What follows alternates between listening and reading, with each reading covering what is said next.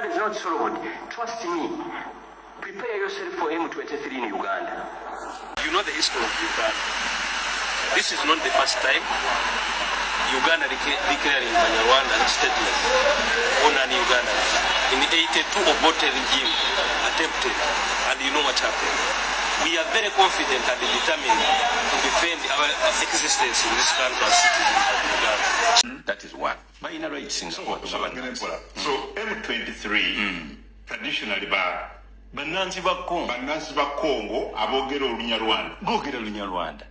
So abakongo benyini nga wano boyina abanyarwanda nabana abanyarwanda bali mu Uganda beba M23 abajja singa tebabakwata bulungi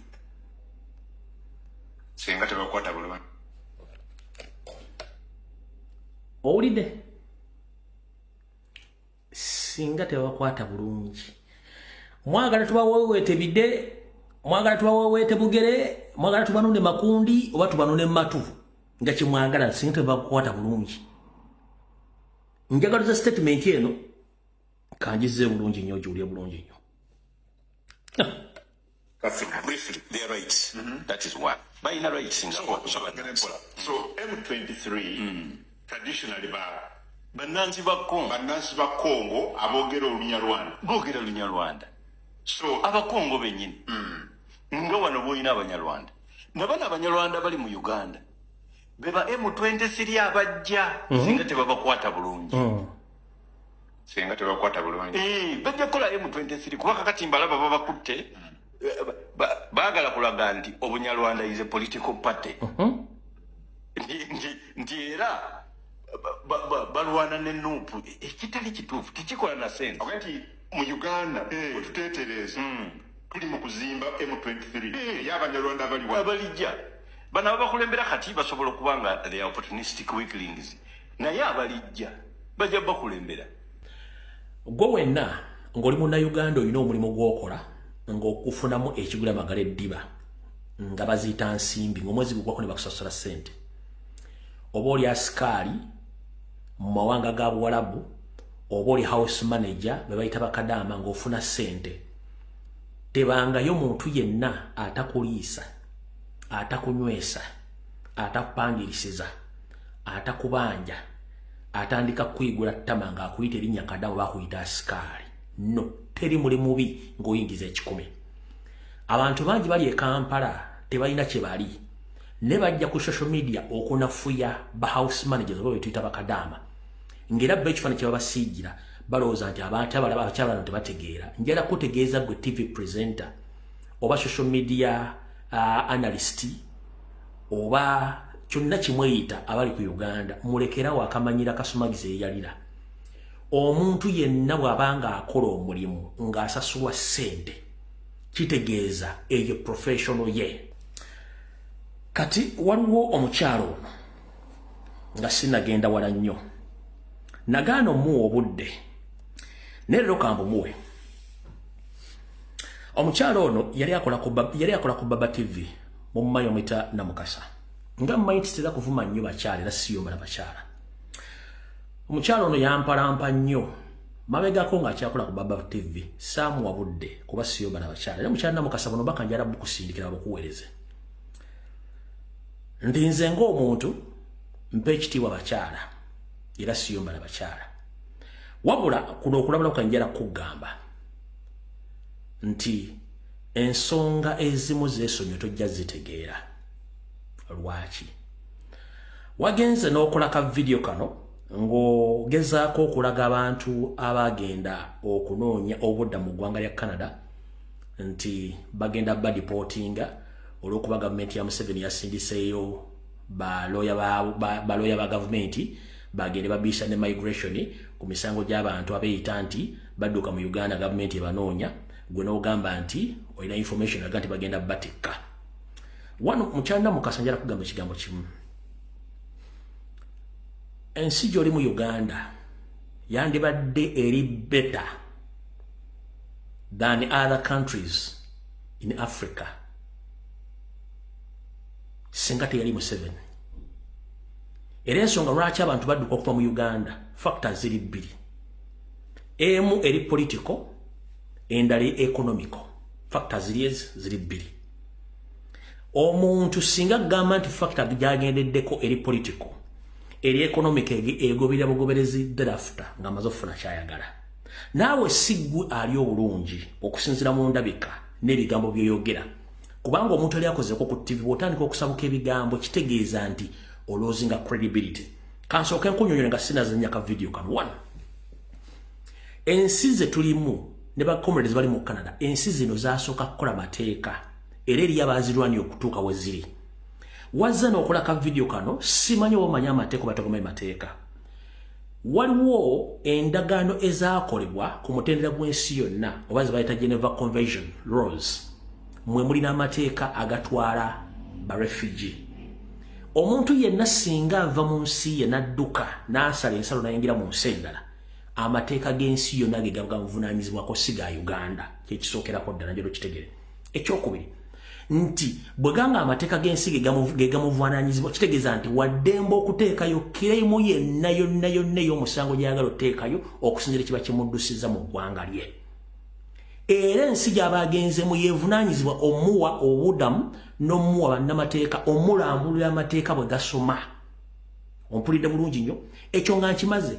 Omuntu bw'ateekayo claim ye ate ensi gy'avuddemu tagiggulako musango era tagenda nayo mu kooti kuwoza nayo musango. Bintu biri manyi mwesiriwaza nnyo nga muli e Kampala muli ku TikTok. Nkiddamu amateeka g'ensi yonna agavunaanyizibwa ku banoonyi b'obuddamu singa monna Uganda asala ensalo n'agenda e Kenya aba avunaanyizibwa ku mateeka g'ensi yonna kasita asaba asayiramu. Ompulira bulungi nnyo.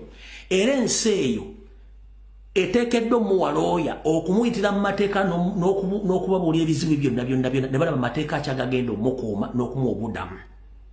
Ensi gy'ava tagiggulako musango.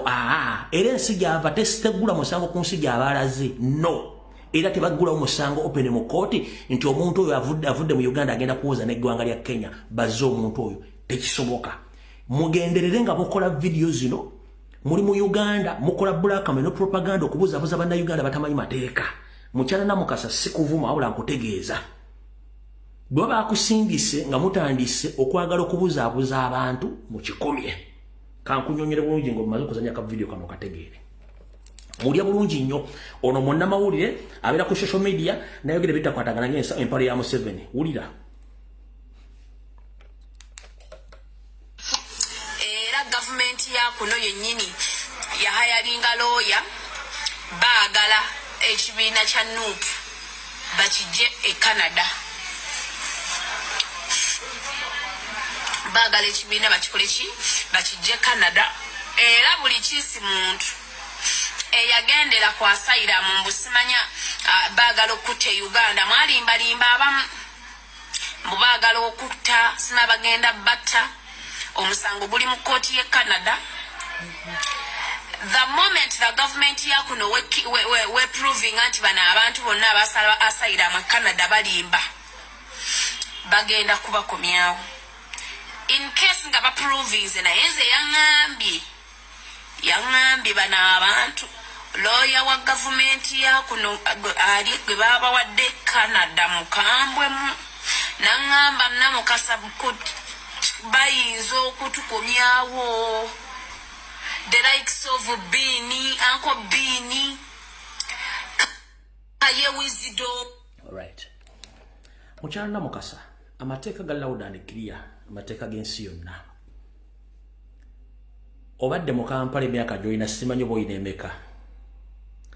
Njagala ombuli olunaku lumu wali owuliddeko omusango mu kooti ya Uganda nga ba asylum seekers baguddeko omusango ku gavumenti gye bavudde. Katugambe oli avudde Congo ng'entalo ze zimuggyeeyo n'ajja e Kampala n'afuuka asylum seeker oba refugee n'agenda mu kooti n'eggwanga lya Congo ne bagenda mu kooti e Kampala.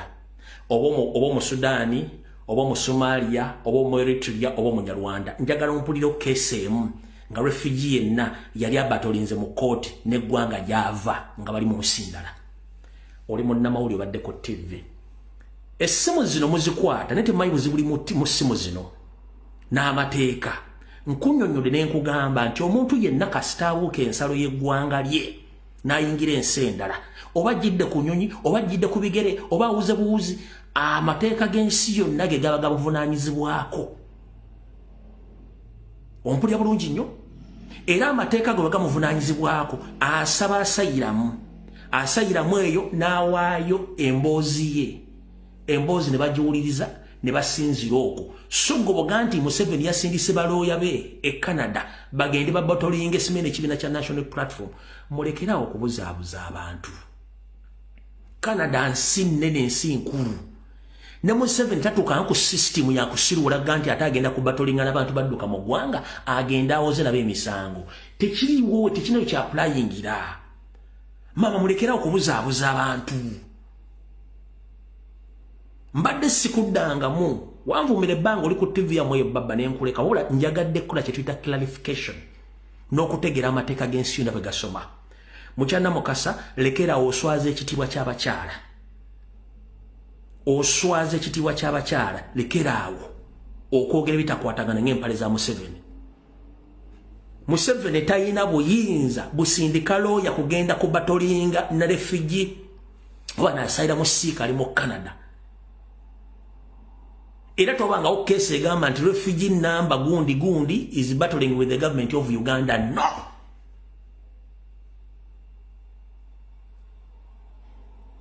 Asayira mu siika eri ebeera personal issue eyamuddusa mu nsi n'agenda gy'alaga. So there is no need Museveni asindise balooya ekyo kikyamulekerawo okubuzaabuza abantu. Saagala kuwa budde bungi nnyo njagadde kola clarification. Ate wandikola ekintu okulumya omuntu n'owunzika ng'oyambe muyambe ekkiriza. Lwaki? Mu system ya Museveni ya divide and no propaganda baakugambye okole video eno. Naye kino kyewakoze kiraga nti abantu bali Canada basalamu seekers abajja nga bajidde ku oba bazze badduse bya bufuzi. Bw'ogamba nti gavumenti ya Museveni yasindise looya agenda abatolinge nabo oba okonfaminga asalamu kiremu yaabwe nti they are legit babanoonya kubanga Museveni asindika ate balooya bagende babatolinge ne basalamu seekers abava e Uganda. Tulanga obwongo mukozesa butono nnyo okulowooza ku bintu by'eggwanga ne mutandika okusirwala busirwazi. Nti wandikola ekintu okulumya omuntu n'owunzika ng'oyambe muyambe ekkiriza. Kati eno video gyewakoze gw'okimanyi nti eyamba bano bonna bweyogeddeko nti claimu zaabwe entuufu. Bw'oteekamu ekigambo nti Museveni yasindise balooya bagende babatolinge nabo mubagobe Nuupu e Canada. Mutegeera lunaku ki mu bantu mmwe?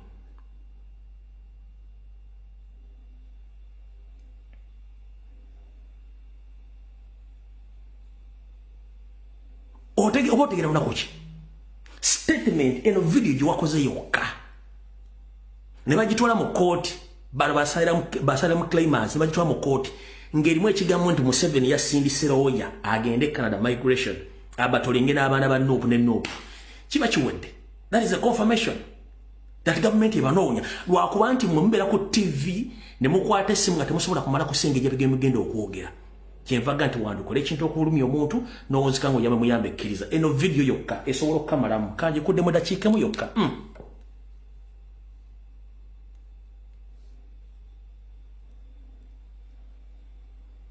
Eno era gavumenti ya kuno yennyini yahayalinga looya baagala ekibiina kya Nuupu bakijje e Canada. Baagala ekibiina bakikole ki bakijje Canada.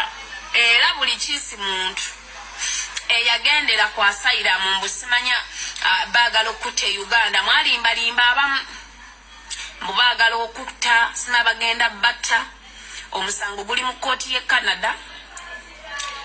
The moment the government ya kuno we proving anti bana abantu bonna abasayira mu Canada balimba bagenda kubakomyawo.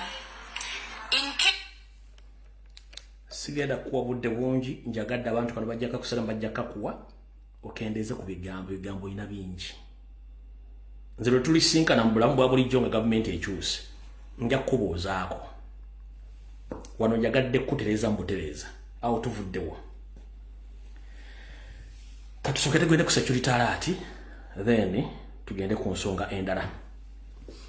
kansubira nti Mr. President atuuse, mukulu Joel Ssenyonyi atuuse, n'omukulu Francis Zaake Butebi atuuse. Akulira ekibiina ekitugumbuzi eky'Abannayuganda omukulu James Birungi Kwoli, Eme Katabazi Kwoli n'abasigadde. Eno information kanjifulumye ensi erimanya kyerimpa. Mr. President Robert Kyagulanyi Ssentamu nkulamusiza kansubira oli bulungi n'obubaka bwo ne bakomredi bo bonna b'okulembera ekibiina kya National Platform. Chieftains of Military Intelligence egamba bweti nti esuubira gwe Joel Ssenyonyi mwandiba nti mwakyusa amasimu gammwe amala ge mukolerako okwogera oba empuliziganya n'abantu bamwe mu nsi yonna ne mu Uganda mbu tebakyawuliriza, tebakyasobola kufuna information eyo mwogera. Mpulira bulungi nnyo.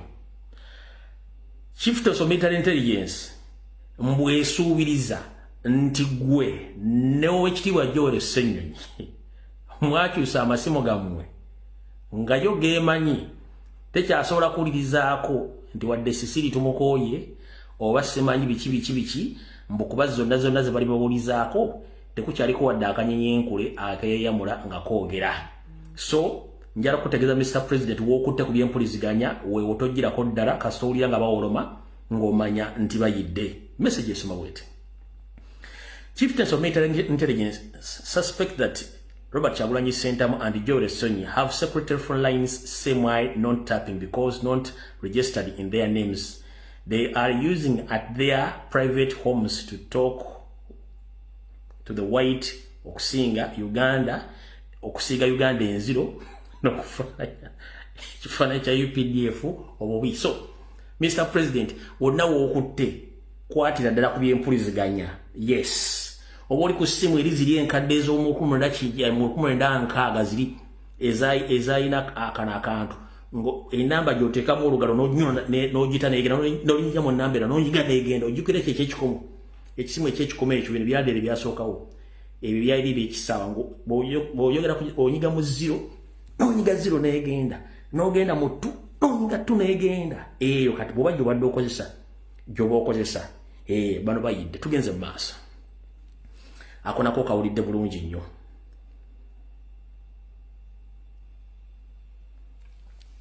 Nakano kaka. CMY experts working with Muhanga Kahanga, they are trying to look for ways on how to get Robert Kyagulanyi Ssentamu and Zaake and Ssenyonyi baagala mu baradinga nga muri basatu oba buli mu mufino lunako bakwate babatwale basobole okubaako gye babanyigira nga boy baagala.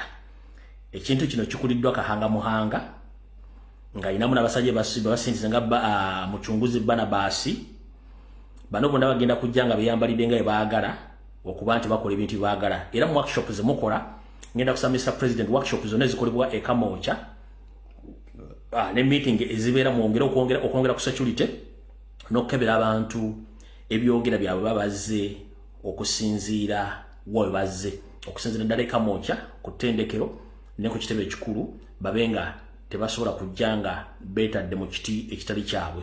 So ekyo nakyo mubeerenga mukimanyi bulungi nnyo. Era bagamba nti CMY ng'ekozesa abavubuka baayo ab'omu Lubigi kuno okuli Nuwabiine Ibula ne Sulambaya bano basindikiddwa Mityana okugenda okunoonya Honorable Zaake tiimu y'abantu 5 ey'abasajja baagala okutta Zaake. Era bapulaninga ebijambiya nga nabategeezezza mu constituency y'omukulu Zaake. So no njaga kutegeeza mukulu Zaake kasitoba nga gy'oli ebintu bino bitegere bulungi nnyo ebigenda okubeera mu constituency yo obitegere bulungi nnyo. Alright. Kati kano mukawulire bulungi nnyo. Mulabeka video akagenze ku mutimbagano nga omukulu wa Sanyakawo Charles Peter Mayiga yogera ebitakwatagana ng'empale za Museveni agambye mutunde ettaka mujje ssente zammwe. Nenjala bagamba nti omukulu ono oweyajjira mu Buganda mukulu Katendo muleeta yayita yana de kijiko ky'ettaka n'ennyumba mwasolerweza naye yamwannyina nabagamba dde kino mugamba ki proving wrong kyamulimu okuprovinga. nsaba okuluma kutu kwa Ssaabasajja Kabaka newankubadde olunaku lwakusatu omugole opera omutegeeza nti omukulu ono enteekateeka yali ekuwaayo olubiri ekyamutuddemu ng'enjovu bwetudde mu nannyiniyo Njovu Enterprises yagambye mukama we General Salim Sadako Andanaho Kisawovuga ne Joseph Tibahabulwa saako ne Muhoozi nti bannange ogwange nagukola naye omusajja unaazuukusaza engulu kati akamirwa bina nze olubiri naluba kwasadda naye okuba nti waali kiyinza okuba ekizibu okumenya olubiri olwo n'okutwala ebisigadde kale mufube mulabe engeri gye musobola okukwasaganyamu ng'obudde bukyali omukulu ntumugyewo mutwale bye mwagala so nsaba kuluma kutukula Ssaabasajja Kabaka mutegeeza nti ebyokwenda byo binyweze nga birina okunywezebwa kubanga ono omusajja already ali mu munaku ze zisembayo Wasanja Kalutya Peter Mayiga yagambye bakama abe nti gwe omulemesezza okuwaayo ebintu nga byali abikoze ki bwe yali abagambye nga ajja biwaayo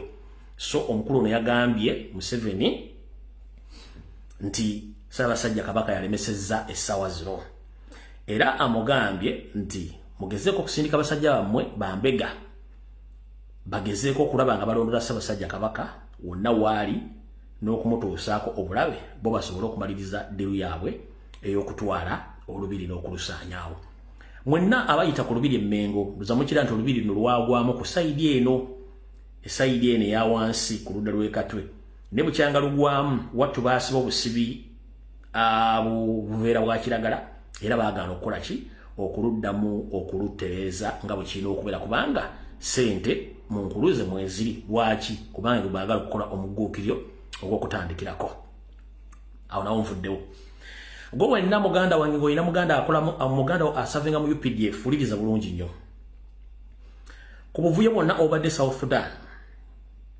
Joseph Tibahabulwa yasindika amagye gaffe okudestabilizinga South Sudan naye basse bali ne badda ne mukati ne bewogoma era bangi battiddwa okusinziira ku sose zange bakomezzaawo loole 3 bugule nga zijjudde ez'emirambo era emirambo gino negiziikibwa mu division ey'okusatu mu barracks e Makenke message esoma bwete Museveni secretary to send troops to destabilize South Sudan, but they have been killed. March. This weekend we have brought back 3 lorries full of dead bodies of UPDF serving officers secretly be buried at our 2nd Division barracks in Makenke. So mutegedde bulungi nnyo. Bakubye bali ne babatta ne baleka ne mu luki ne baleka ne mu kkubiro jjukira eggwanga lya South Sudan buli jeno ayina ekitundu kye kyafuga ensi yafuuka failed state kyo mukimanye kati awo nawo mutegeddewo kati waliwo kyenjagala osooka okusumulula wano then tulyoke tugende mu information yatuleese bulungi nnyo akamayiga ke kano wano oba naakaddire oba nsooka eno information ndoza kansoka eno information ndio konko muna akamayiga kansoka nzine information alright mubadde mulabanga Museveni agamba nti waliwo ennyonyi y'Amerika eyajja netandika okumubega ng'ebega okuva Entebbe negenda nebega mu bizinga Esese negenda nebega eno mu barracks eno kusaidize nebege bombo negenda nebege nakasongola nayingirako ne Kongo era mubeze nnyo atidde kati mubadde temumanyi lwaki kino weekiri of course alina okwogera okulaba nti atya naye entabo yavudde ku kino era tebannakibagamba okusinzira ku mbeera nga bweri eggwanga lya Kenya mu butongole lirina banka liremu ku mawanga ga Africa amatono nnyo agalina banka enkulu eya Amerika nga balina ettabi lya banka eyo mu Amerika mu Nairobi era lyevuddeyo katono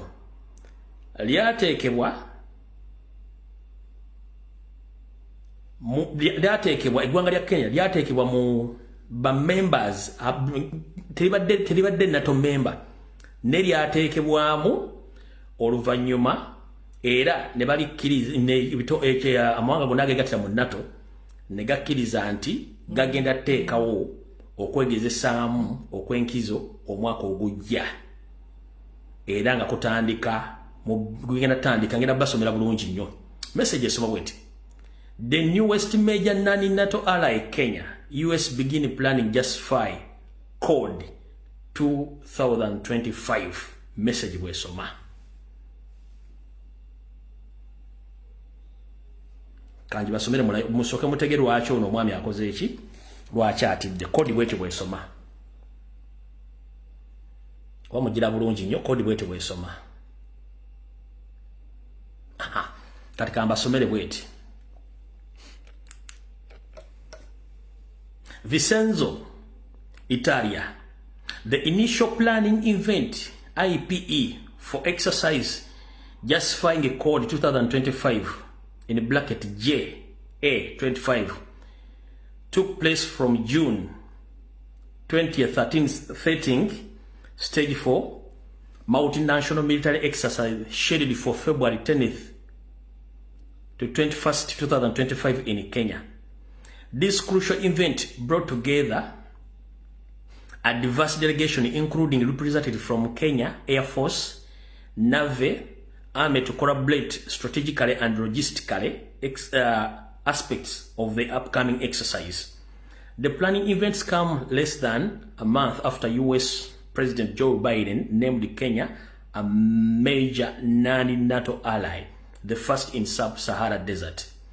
JA25 is posed to be significant military exercise aimed at enhancing the cooperation and interoperation among the participant nations. Event in Vence focus on the fine-tuning the operation framework during all that participant forces prepared for the challenges ahead. This year exercise will prominently feature the multinational field training exercise at the counter insurgency terrorism and stability operations center CITSO in Nyakiki, Kenya.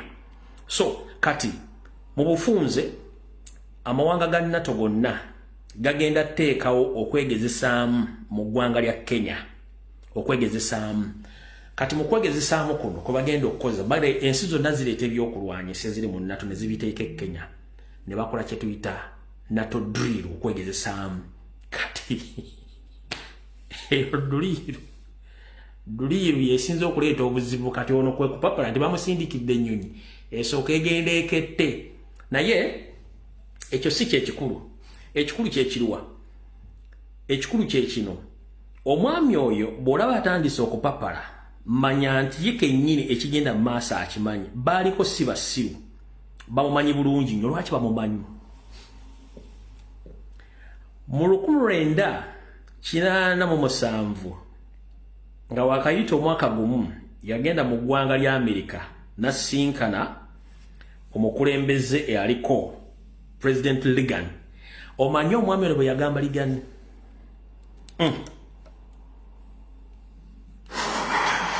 Mr. President, I started fighting Gaddafi before you started. Right? I started fighting Gaddafi before you started. Museveni yagamba President Reagan nti yatandika okulwanyisa Gaddafi nga Amerika tennamulwanyisa. Bino yabyogera mu 1987 mu ggwanga lya Amerika nga asinkanye President Ronald Reagan. N'amugamba yatandika okulwanyisa Gaddafi nga Amerika tennakola kinamutandika mulwanyisa. Kaakano si byange. Mr. President, I started fighting Gaddafi before you started. Right? I started fighting Gaddafi before you started. Kati okalyadda kaddadda envunyu ogirira mu katiko n'ekulinda mu kofi. Kati Museveni wonna wooli. Ffe tetulina buzibu naawe. Buli kyoyagala kikole. Remember, tubadde nga tujja tukola video wano nga tulaga amawanga gano nti okulagana ne amambuka ga Korea, okulagana etteeka munda, okulagana ne China. Nga tokimanyi nnyo nti Uganda yali ekuumiddwa eggwanga lya Bungereza ne Kenya bwetyo. Kati ate ensi zino ziyina ebigendera byazo mu nsi eza East Africa. kati gwe noyagala ensi zino eza East Africa oziwe eri mu bliki ate omale Uganda ogiteeke mu bliki nayo ogiteekemu ate otandika okukolagana abantu abatunda ebyokulwanyisa ebizisa byalo kubanga nakasongola gyebiri ne Kaluma ne walune n'empukuze mwasimeyo ku damu ye Kaluma ne muzimu mpitirivu nnyo tunnels nga ne mbitundu bye mu bizinga by'essese naye mwakolerayo nuclear mu birina gwe tulowooza nti balina information ekwata kuli kimba kimanyi bulungi n'ekyoplaninga so kyekyo ekyokubiri nga nfundikirako eyo ensonga mutegere wakyo nabadde apapala nti NATO for the first time mu East ne Central Africa egenda kukolerayo drill NATO drill mugimanyi ebera exercise ya kugesa bya kulwanyisa ekigendera kyabwe nze nawe sikimanyi gwe kitegere nti NATO drill egenda kukolebwa mu mwaka ogujje Kenya ekyo mu kimwe kitegeeza okukola drill ate drill bazikozesa babayigeza mu kola kiki bagenda okukola gye bujjako ebisigadde ala yamanyi amukwateko ekyokubiri gwe Munnayuganda ali eyo saagala lunaku na lumu oddemu kulowooza nti waliwo ekigambo kye bayita East Africa tekiriiwo Munnayuganda aliwo saagala olowooze nti waliwo ekigambo kye bayita East African Federation tekiriiwo nga Mosjose akyafutubadde ku ntebe eyo tewaliwo ekigambo kye bayita East Africa Federation tekiriiwo lwaki East Africa yalema from day one yalema bazungu giteekawo yagaana Museveni tasobola giteekwa kubanga alina personal interest ekyokubiri East African countries zemumanyiko entonde essatu buli muntu alina interest ezize n'ebigendero bibye tebisobola kubeerawo yensonga lwaki nti bwogende Tanzania ebiriyo birala bwojja Uganda ebiriyo birala nebiri Kenya birala kyovola ati ne passport zaffe ziri awo nagalale endaga muntu ziri nagalale abasubuzi bali nagalale amateeka gali nagalale kati okutegeezaako ekitone nnyo bw'oba oyagala kutegeera nti East Africa teriiwo buuza abasuubuzi bw'oba oyagala kutegeera nti East Africa teriiwo buuza enfuga ey'amateeka n'ebiragiro mu Kenya bakyusa obukulembeze e Tanzania bakyusa obukulembeze e Uganda kufuga mpaka kuwulira bubi ompulira bulungi nnyo kitegeeza tebisobola kukola ekirala kye tuyita federation oba union ensi ziba zikwatagana mu mateeka mu nsuubulagana mu byobufuzi mu East Africa tekiriyo tekisoboka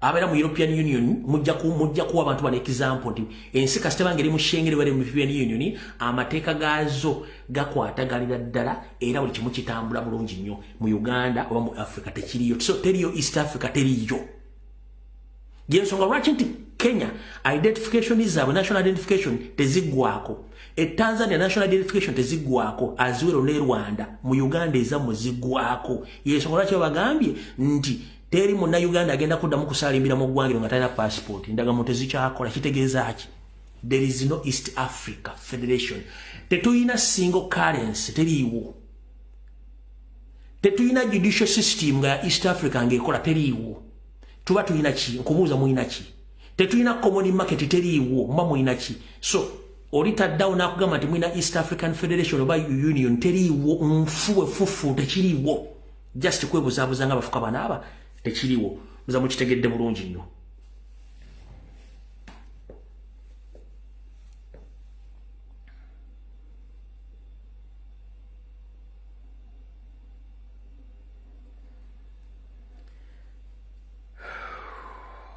kati tutandikidde wa wanjala tutandika video eno buterevu bwayo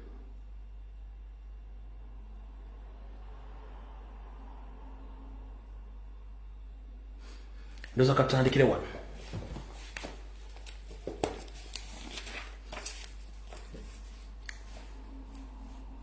kansulenti mwenna abadde ku social media ewiiki ewedde neeno yonna buli video ebadde ku social media obadde ogiwa obwongo n'ogitambulirako n'ogiwulira bulungi nnyo ngenda kukola kasitole kano ne kajja kwetaaga okuba nga laamuwa akola bulungi nnyo n'okwetegereza bulungi nnyo naku z'omwezi linnya ogw'ekkumi n'ebiri omwaka 2022 Alright. Mujjukira Sobi nti baamutta. Si bwe kiri?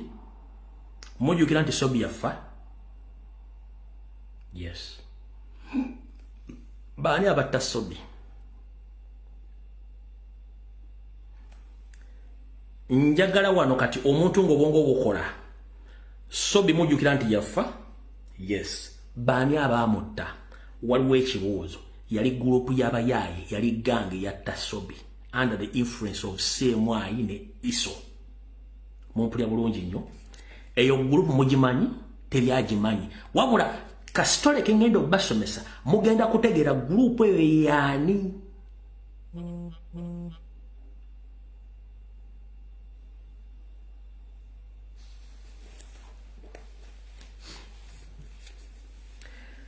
Kuganga ezigenda maaso mu Kampala zonna ezisinga obungi n'abazikulira bakolera gavumenti era be bakola mu safe house okutulugunya n'okutta bakomredi baffe n'okuwamba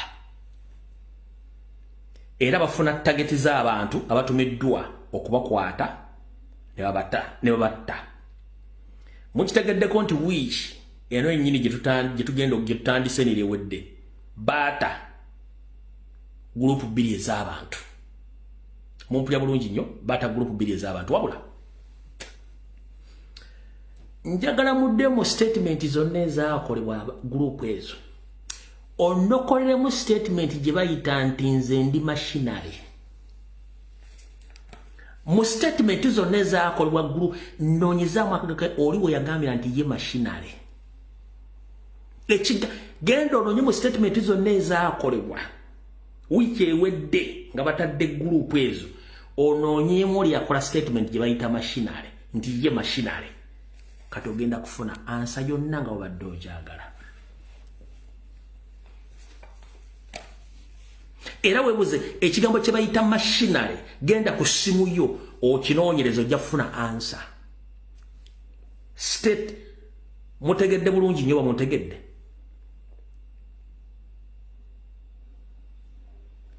nkugambe gwe obwongo bukwata kitono tojja kutegeera vidiyo eno tojja kutegeera vidiyo eno naye nga ngezezzaako nnyo okutegeeza ebintu bino bitegeere genda onoonye mu statement emu omuntu yagambira nti ye machinery ku ki era onoonye ekiga kye bayita machinery akola mulimu ki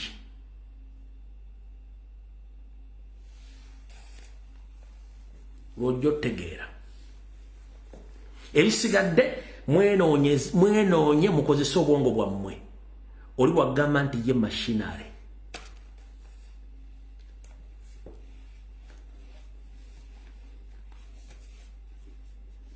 olyoka okitegeera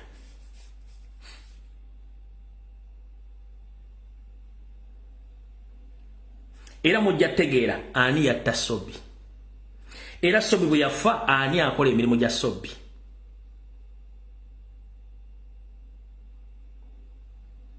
Sobi bwe yafa ani akola emirimu gya Sobi manyi mmwe mula ebintu bino birabiramu ango ndala nnyo Sobi bwe yafa ani amutta ani akola emirimu gya Sobi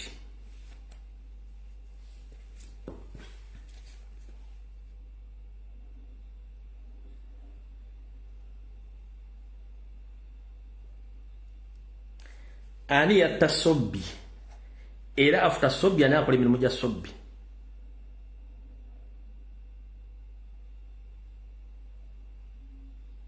emirimu gino bagikola ddi ojja otegeera nga mutegedde bulungi nnyo wantu mutegedde bulungi nnyo ako nako kavuddeko tugenze ku nsonga endala ensonga z'ekitavu kya Uganda Bank of Uganda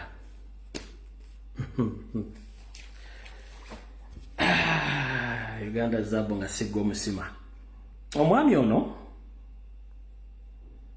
yagambye bw'ati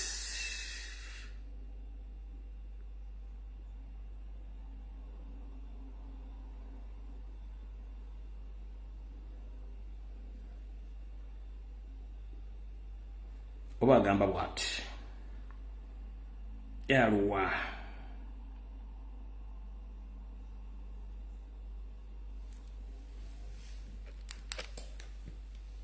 told that will make this economy going behind. I want to assure you people and assure the country the economy is now on.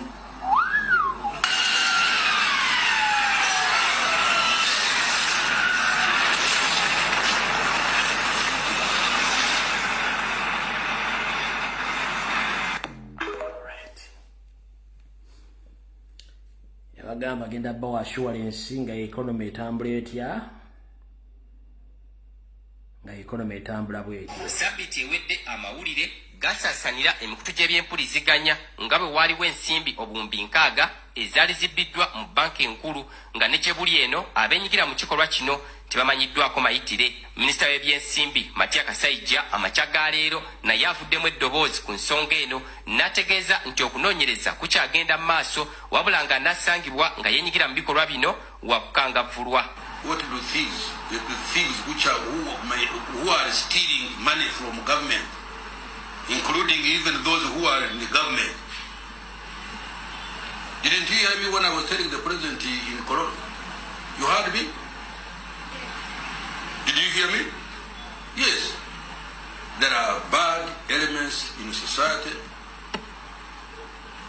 and that one it is difficult to wipe out. The best we can do, we can investigate them, and if we find that they have erred, then you arrest them and take them. All right, Mr. Matako Kashaija. Oh, sorry. Mr. Matia Kashaija, the finance minister, how are you? Let me hope you are doing fine. First and foremost, before you annihilate each and every thing you're talking about Bank of Uganda, first arrest your boss Museveni. If you have guts or powers to arrest, first arrest Museveni, go and arrest everyone in the Bank of Uganda, and you arrest yourself. Matia Kashaija, arrest your boss Museveni, arrest all the staffs of Bank of Uganda, and yourself. Cover the Kwandura. Tebakulya sente wadde n'ekinusu. Eno information nze nagitandika era kangimaliriza olwaleero. Teri TV, kebe radio, kabere bloga yafuluma information eno nalinze. Kasoke mbezeyoko. Museveni ne banne okujja bajja babba. Nga bamenya banka, bakube motoka za banka, babba microfinance, babba ebima by'emmwanyi bali mu nsiko. Kati baatuuka bali mu gavumenti balina kubba bubbi kye basobola. Okay? Awo tuvuddewo. Ebintu ebimu tebifuluma mu mawulire era basasula amawulire butabifulumya. Yoseriti bahabulwa rutabayisirwa mutabani wa kale kyensi yeta muzeyizedde ensanga bisibe nanyini kabuyonje etambula. Buli nsi alinayo agent we ngali well off financially ate nga nabatuuze. Buli nsi yoseri alinayo agent we ngali well off financially nga n'obutuuze babulina mu nsi ezo. Nga akaunti ne beguddeko akakadde ka dola obukadde bwa dola 10 teri nduwe kuba mu nsi eyo nti sente nyingi. No. Munfunye bulungi kati. Musekaki. Amusabira. Mwala kona vibe yange.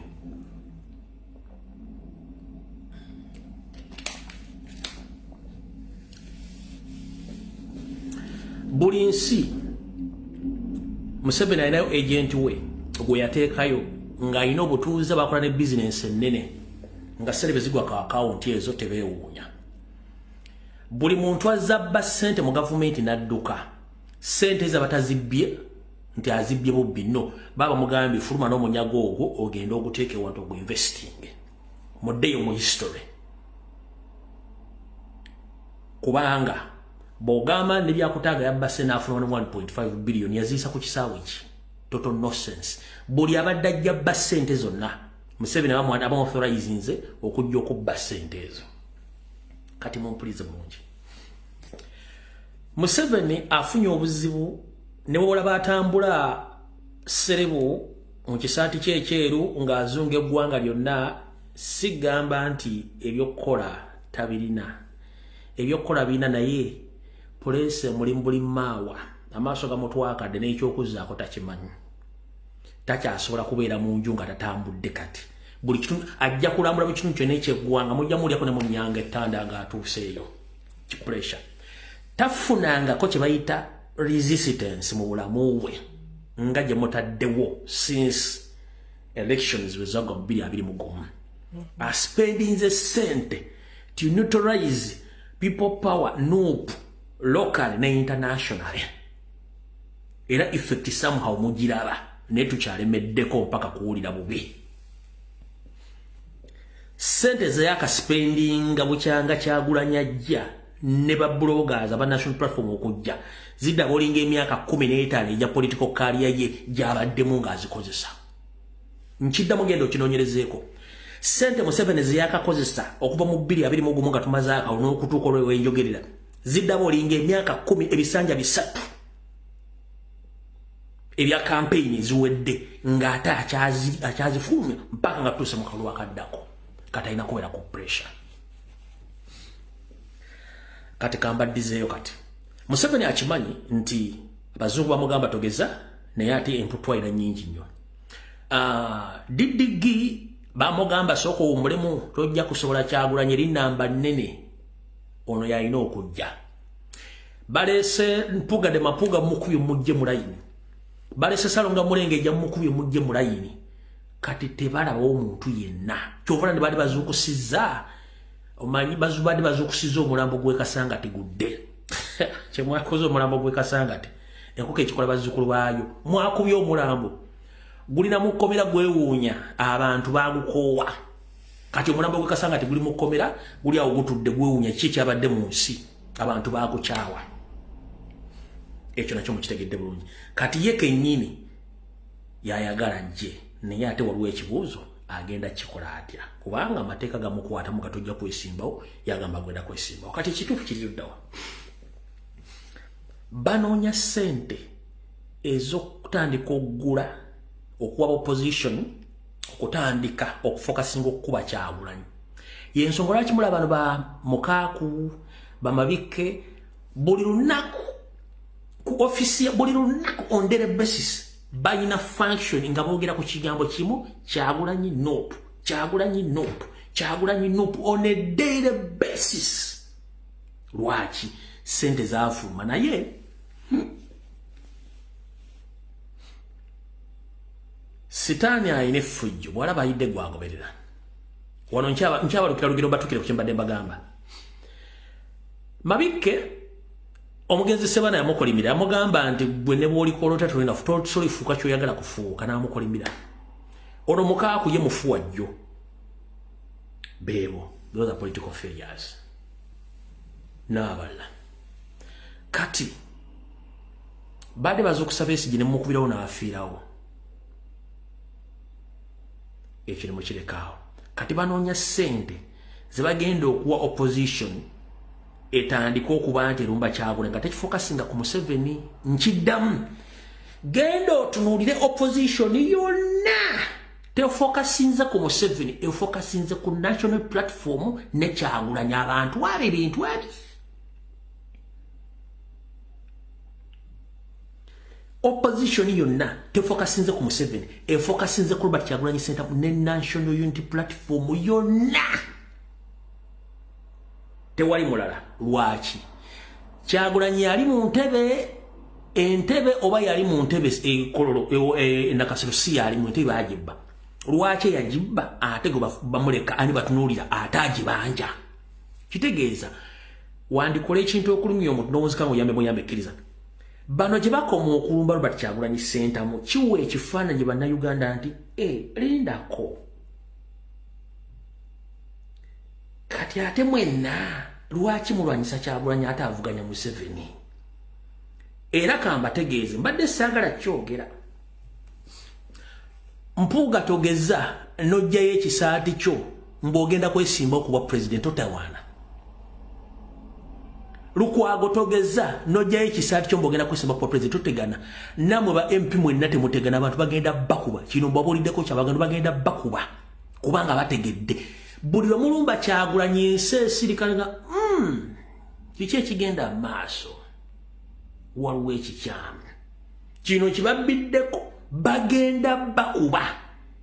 Ensi bagenda bakuba kino nze kyama kibabuuliddeko. Temugeza musimu mugenda kwesimbawo mwenna mubiveeko kubanga ensi yakooye. Okusirika si busiru. Gye mukoma okulwanyisa Kyagulanyi nga yalwanyisa Museveni kitegeeza mukolera Museveni bagenda bakuba. Era mulinde mugenda kuleba n'abafuzi bamukubidde ku lumbe, bamukubidde ku pate, bamukubidde ku mbaga, bagenda bakuba. Ekyo kibabuulidde nga ki?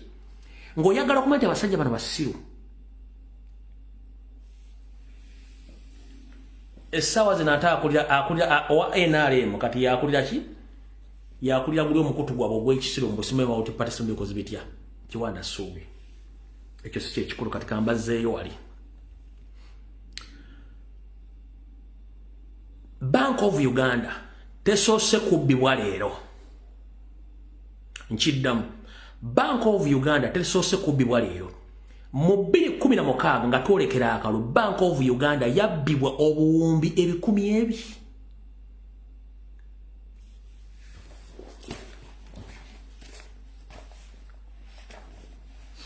Nkiddamu. Nga tugenda mu kalulu ka 2016 tekyafuluma ku TV, tekyafuluma mawulire, tekyafuluma wantu wonna. Bank of Uganda bagibbamu obuwumbi 200,000. Bibiri nga tugenda mu kalulu. Museveni yali anonya sale zigenda okuba campaign, zagenda okukozesa mu delegates conference, zagenda okuwa Besigye, zagenda okuwa opposition okumuzannyira omuzannyo gwe mu 2016. Bakozesa system y'emu ne batransferinga billions 2 nga banaatera okugenda mu delegates conference ne zigenda mpaka Dubai kwa akaunti ya agent wa Museveni Dubai. Bwe zituuka Dubai ne zituulako bulungi nnyo ate fane naafu sente zino bazibba ku Friday. Sente zino zibbibwa buli Friday okusinzira ku history ne search gyenkoze.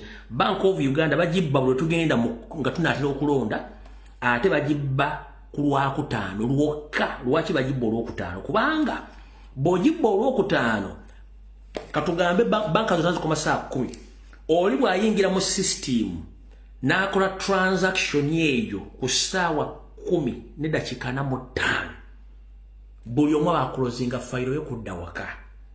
Kitegeeza nti abagimaliriza teri agenda kudda mu kutuna mbita byo mpaka Monday. Kati jukira ensi ezimu ku Saturday ne Sunday zikola. Kitegeeza bagenda processinga sente ziri bazijje bazifune ngeno bana agenda okudda mu bitabo bya Bank of Uganda nga sente zaagenze. Alina kino kakikujjukize. Teri haka asobola kuyingira mu computer ya Bank of Uganda nga tayinamu insider. Teri mubbi asobola kuyingira mu banka akolera mu bufere oba kubba nga tayina muntu wa munda.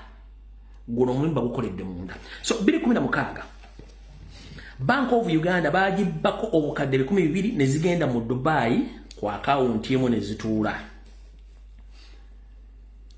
Ne bagamba yose sente tuzitrackings ziri Dubai. Twogere gavumenti ya Dubai sente bazizze. Omanyi yose kiyagamba yabagamba a bygone is a bygone. I don't want problems with those Arab countries, because if we start engaging in economic wars, it will bring problems to my country and my economy. So leave the money to go. Nabagamba mbotagala kwengeginga mu ntalo n'ensi ya Dubai kwezo sente bazikoleki bazireke. Oluvannyuma lw'ennaku 7 agenti we yaddamu na transferinga sente zino ne zigwa ku akaunti ya NRM Secretariat in 2016.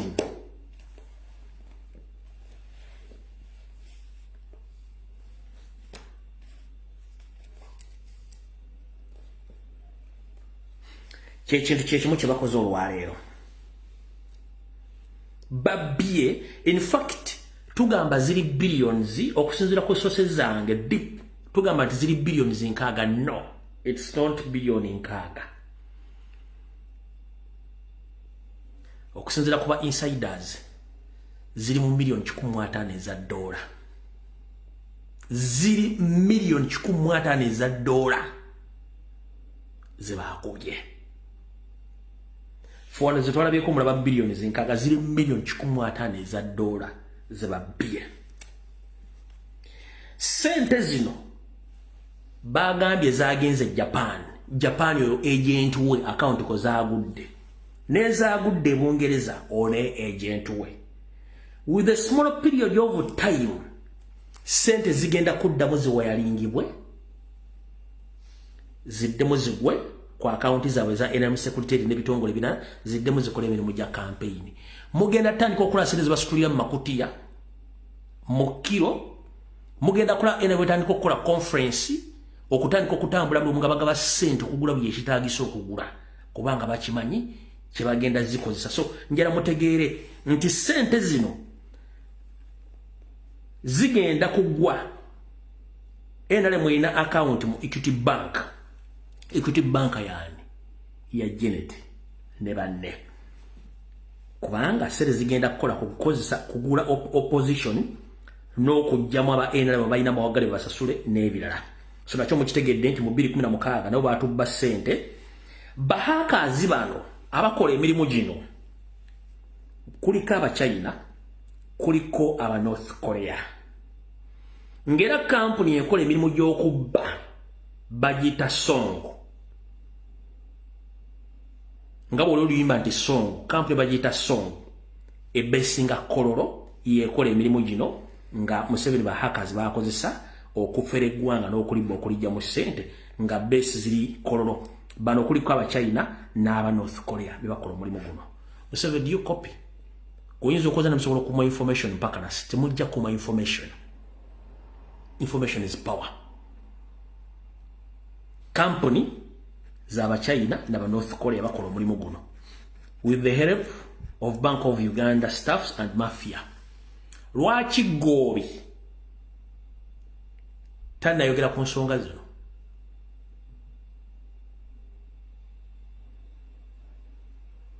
Era lwaki bagenda kukola bw'ogamba nti ogenda kukola investigations, first and foremost olina kusooka kukwata okuva kwayera mpaka akitinganga Governor Bank of Uganda bonna nobateeka ku sseemwayi nobakuba emboko ku lubuto ne ku matama nga teguli wadde yenyeenya ne baleeta ssente zino. Mwalabye traces za ssente zino. Teri ggwanga kamba bulina kino mukitegere, teri ggwanga liyitibwa ly'abazungu katugambe Bungereza oba Japan wadde y'abasajja ba Asians esobola kukkiriza kukola transaction ya kakadde ka dola nekateeka nekayingiza mu nsi yaako nga tewakoze fara investigation nga sente zirikkirire. So this deal was officiated by Museveni himself nga sente ziri officiated by the government of Uganda. Teri nsi esobola kuyingiza mu nsi yayo miliyoni eberemu ya dola neyingira ng'eyingidde buyingizi nga ya muntu. It is impossible. Sente zaze nga zirikkirire ziri officiated. Birungi kwoli, Muhoozi kwoli, Museveni kwoli, Kashaija kwali, buli omu kwali. It was an inside job sente za campaign na ina mu direct conference zemugenda okuwa ki zemugenda okuwa aba opposition okulwanyisa Robert Kyagulanyi Ssentamu.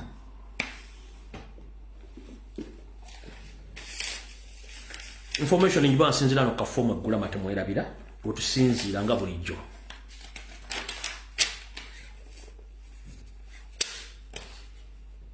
Mutegede mbadiza 2016 bobo ino omuntu akola mu revenue akola mu finance akola mu Bank of Uganda agenda kubuulira biche birawo 2016 sente mekeza biwa zatuuka zitya era zadda zitya. Era enkola yemu ze sente zimbawamba bazi billions bazalimeko kuzimba ine secretariat nakola kini bagirya bagimeketa n'obugumba ne babulya ine mu secretariat ne bagirya. Mutegedde bulungi nnyo ekintu ekyo. Kati wali wembagambidde nti mwe bampuga temugeza ne mwesimbawo oba maigani nani namwe ba NLM propaganda lesabali ku mainstream media ne ku social media lwaki bwe bakutuma abasiru ate toleeta bannayuganda abali mu mulembe guno mu generation lwaki baawula nnyo wakati w'ekitakambagga wakati w'eppera n'entula babyawula nnyo lwaki National Labourers Movement ekibiina kya NRM tekirina headquarter enzimbe mu myaka aga Democratic Party terina headquarter nzimbe ku myaka nkaaga Forum for Democratic Change ku myaka gyemazeewo terina headquarter nzimbe Jema as well UPC weri tugenze ku bibiina obulala bonna buno mujje twegatte tukole ekiddako tebulina nupu erina ekibiina na ssomero wetendekera kati gwoli musiru nnyo avaayo agamba nti Kyagulanyi akulira Museveni ate nga amukolera ayina ekitebe nga gwakulira talina kitebe wo asiriwula kwenkana kigundi gwe naawe ate mutubalemu ku magezi nkolera Sudiri atambuza bigere nza mukolera nvuga BMW ate nze mutwalako mba ntegera lunaku ki oba otegera lunaku ki mufunemu ku magezi ensera buli kimu kyobula mbaga nti kati gwe DP Block tolina wadde ennyumba y'emizigo 3 eriko ekibiina kyammwe ekya DP Block mpuuga emyaka 4 oli mbyabufuzi tokolangayo wadde office nti yiyo y'Emasaka etuddeyo naye oyagala njalako simba kwa president ate n'ekirala mu nkola eyowa Sseruganda era omuntu asomyeko abugumyeko bagamba nti musajja munno bwakusinga ekigere togiyita njovu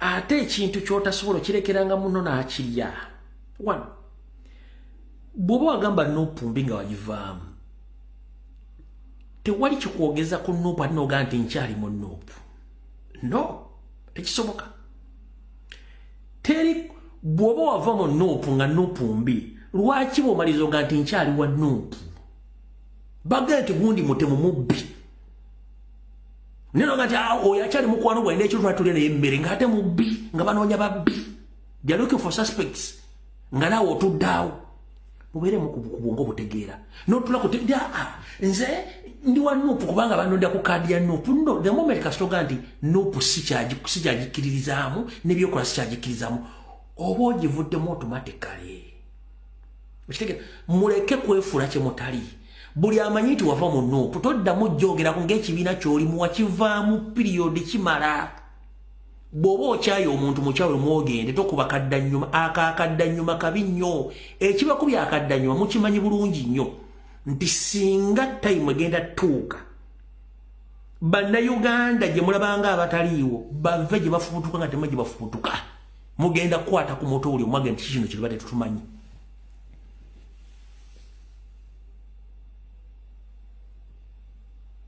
lwaki basirise babalaba babala omuku omutyo ono mayiga ntiye ono seggona ntiye ono mpuuga ntiye ono mukaaku ntiye ono yegundi ntiye ono yegundi ntiye okay no problem nga tusirike nga tubalaba ono ekansala gundi ntiye babalaba naye babalindidde mu tayimu eri ya campaign omusajja ajja bayisaako tuleero oba ajja bayisaako lukululana y'abantu oba akolera laale y'abantu ng'eriko abantu akakadde kamu abantu amu bajja batwala emulago puleesa nga zibalinnye alusa nga zirinnye nga gotusobola dde okuŋŋanya famire mu kubeera aleesooka ekyo kyo nkibabuulidde kubanga abantu bakoowu ekyo mukitegeere mugezezaako nnyo okukola propaganda ne blackmail mu Uganda takyakola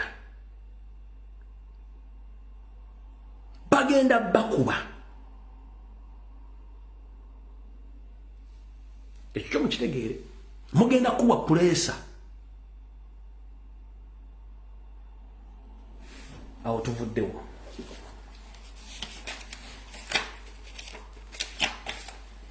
Buno obubaka njala bugende eri minisita wa Kampala omukyala Misa Kabanda Lukwago ne bannammwe. Mukyala Misa Kabanda buno obubaka njagala bukutuukeko bulungi.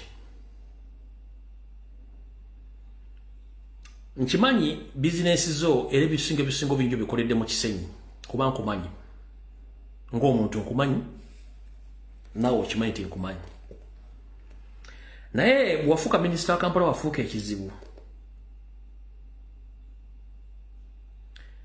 Bannayuganda mukimanyi nti omukyalo ono y'omu ku balemesezza bannakampala obulamu. Wotwogerera essaawa zino akatale mwena mukamanyi abantu b'ebisega badde bakolera akatale k'ebisega babajja okukuwa ne bakkiriza eri katale wansi mu lusalo gye babateeka akatale. Ne mbadde mukimanyi nti Kampala Capital Authority ng'ekulemberwa Erias Lukwago ne Misa Kabanda akatale kano baakaguza dda abasajja Abanyarwanda. Mubadde mukimanyi nti abantu b'ebisega bonna abajja ekiro okukwata emidaala bonna babafulumiza ng'emidaala kati Abanyarwanda abeeyita Abanyankole be bannannyini katale nga buli mudaala bagutunda emiliyoni 3 ku miliyoni 5 miliyoni 5 gye midaala gye bagamba egikola egiri ku mugguukiriro egitakola gya miliyoni 3 akatale baakatunda dda. N'oyo omusajja gumwadimula yeekaza ng'afukaana abasimenti tatta akatale kano baakatunda dda. Mugenda kulya abantu bali mu kwekalakaasa omanye mulega sookera ne mulooza nti nsaaga mugenda kulya ku bukedde oba ku BBS oba ludda wanga baga nti abantu b'ebisega beekyanze obutale bagoye mu katale nti sime kati emidaala gyakutu baje baguza buguza nga ta katale sente zaali za gavumenti sente baazijja mu kittavu kya gavumenti okuzimba akatale ako. Mugenda kiraba very soon mujaga nti ndi mulogo kino kibagambye. Akatale Misa Kabanda ne kampuni ye baakaguza dda abasajja Abanyarwanda be bannannyini katale mudaala gwa miliyoni 3 ku miliyoni 5 bonna abakazi abawejjere n'abasajja abawejjere abadde bakoleraawo bakabatwala ng'entulege. Lwaki? Lwa mululu kubanga tebaagala muganda yenna kusigala mu katale ng'akola. Ekyo mbadde mukimanyi. Kye nabagamba kiri kye bayita economic genocide kikyagenda mu maaso. Omantu gantu bagamba ne mwebuzabuza nga bafuka banaaba. Economic genocide ekyagenda mu maaso in any way possible. Bagezaako buli muganda yenna wabadde ojja ekibule magala eddiba mu bulumi bw'ekitalo bakujjawo nga nenna oba teweesikidde kawande oba luwande wonna kubanga bakwagala oli mwavu. Bakwagala nnyo ng'oli mu kusabiriza kubanga kyekifaananyi kye baagala okusiiga. Wano wenjagala buli omu ompulirize bulungi nnyo.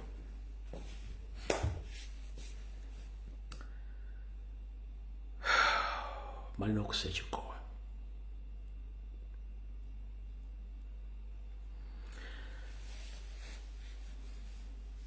Gwe kankusigira ekifaananyi otegere bulungi nnyo. Abasajja bano n'abakazi amazima bagamanyi. Naye n'okutiibwa n'okutiisibwatiisibwa kye kibafudde ekizibu. 1. Gamba obbi wamwengalisanga ku mwenge.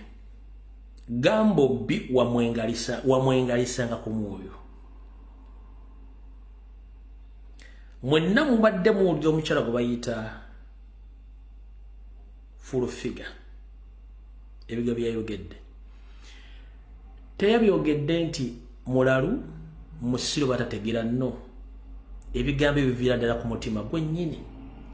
Just abatamutegedde mumutegeera kati kambagambe mutegeere. Ne bw'okolerayo seritibahabulwa nga toli wa famire ye tali kwagala era talina kyagenda kukolera. Bangi basse nga mukole n'okusinga full figure. Full figure ebigambo byayogedde byadde bivumba ku mutima kubanga omulimu gw'abakoledde okussa wansi n'okuvuma buli abadde awalampa NRM yandibadde tafaana bwatu. Byayogedde byadde bituufu byonna tekuli kikyamu. Tebamuwa ssente tebabawa ssente babakozesa bukozesa era bwe bamala okulaba nga tokyalina value nga bakusuula.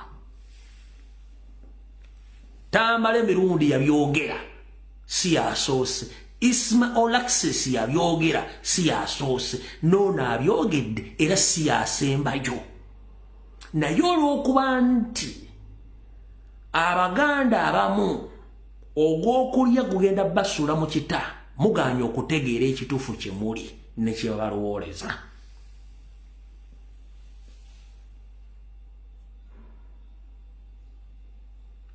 babamanyi mwagala bukunkumuka era bajja bobawa nenga tebalina kye bagenda kukolera nkujjukiza teri muntu yenna yali akoledde Museveni mission n'agituukiriza n'amusasula nga yabakkirizganyiza tekisoboka na information gye nafunye ne mpulira nga nkaaba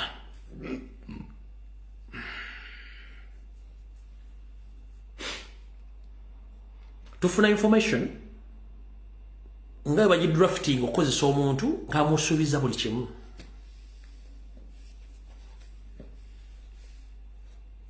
nga bagidrafting otukolere kino tugenda kuwa kino after kye tugenda kuwa kino kasita omala okukola kye baagala nowe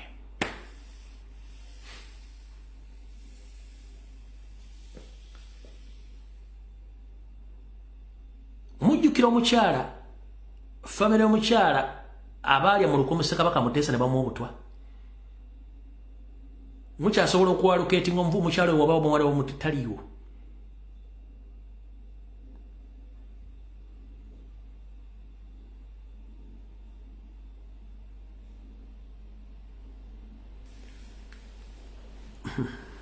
wangi fumi wangi kubanga nsobola omuleetera obuzibu naye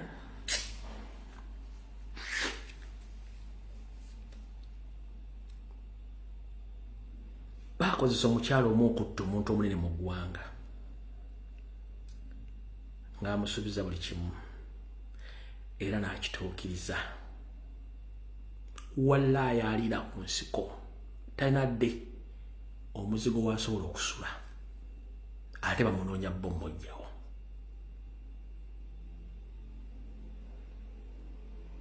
baakozesa omukyalo oyo okutta omusajja omunene mu ggwanga n'amutta talina nawa bye bamubalira ku mpapula bye tubagamba byonna teyafunaku wadde n'ekikumi aliira ku nsiko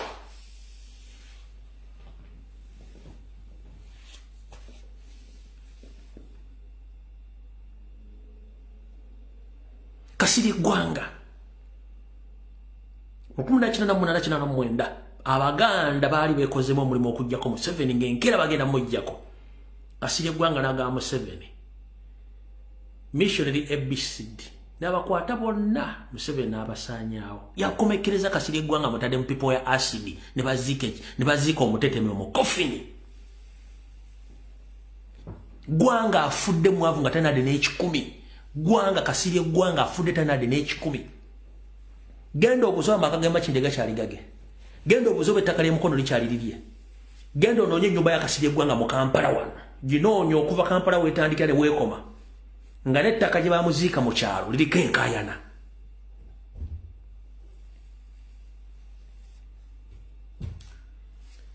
njagalo lyankuba esimu nga nti ennyumba ya Kasirye Gwanga mu Kampala esangibwa wano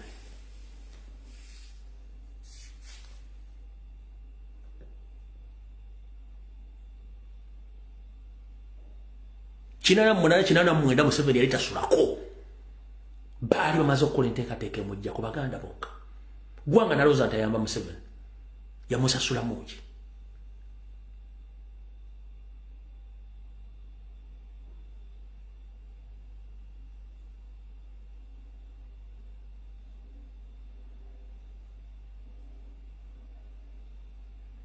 gwayagala okakasa byenkugamba noonya bagenda ennyumba ya Kasirye Gwanga mu Kampala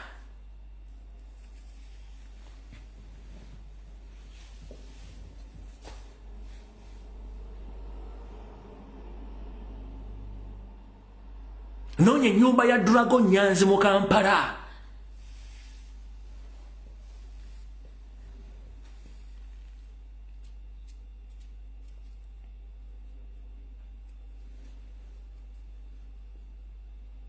genda ononya byogaga bya Sulaiman Kigundu mu Kampala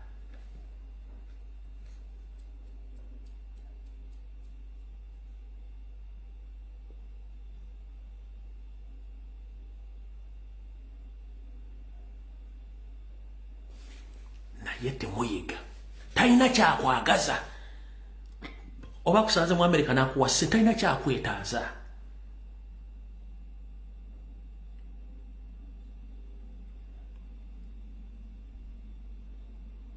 nawulidde ennaku nga bampa sitole y'omukazi ono nempulya nga njala kaaba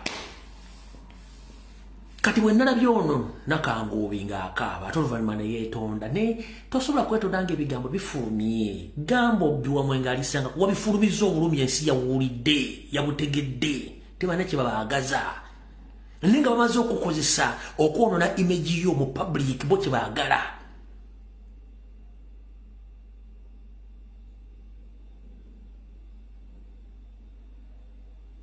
awo tovuddewo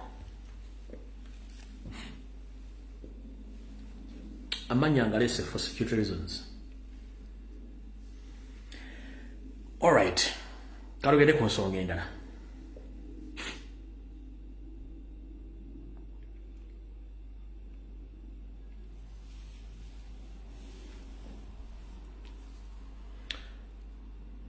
Ennaku zembadde nga siri ku mutimbagano mpumuze nga labi yange ndaye ebintu bigambo bingi pedde bitambula. Mwe muli ne bannayuganda bannaffe abanyarwanda nga bali mu kwekalakaasa era bayogedde bingi nnyo naye mu bigambo byayogedde ebimu babazanyiddemukko naye nze njala bawa analysis yange ku nsonga ezo mumpulirize bulungi nnyo. 1 ffe nange kamwa kwogera olutalo lwaffe luli wakati waabo abatutulugunya abatutta olutalo lwaffe luli wakati waabo bw'obanga tewenyigidde mu kikolwa kyakutta kyakutulugunya nakusengula bantu ku mataka towulira bulumi ku bye twogera. Don't be offended on whatever we say on the certain group of Banyarwanda. How many enemies is Museveni and his group, including those who help him in those atrocities? So whoever feel offended about the message we pass against a group of Banyarwanda which is led by Museveni, that means you are among them. Sagala ulire bulumi nga totta tosengula bantu ku mataka towamba tewenyigidde mu kutulugunya bannayuganda sagala ulire bulumi nga twogera message eno. 1. Tukola profile ku buli muntu yenna anyigiriza okuwama n'okutta bannayuganda data tumulina. Kati gwe atali omu ku bo obulumi obujja luddawa bwe tuba twogera ku gurupu y'Abanyarwanda bakulembera Museveni. Era buli omu agenda kubeera accountable for his crimes or her crimes against Ugandans. Omuntu yena golanga apapala manya nti either y'omu ku bo oba alina akakwate ku bo nga naye participating. Oba message yange eri clear?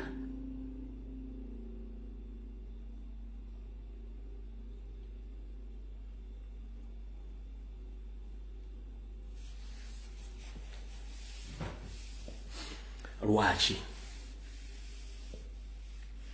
nawuliddeko omukulu Frank Gashumba ng'ayogera bitakwatagana ne gwe bayita lawyer we wano yagambye bw'ati.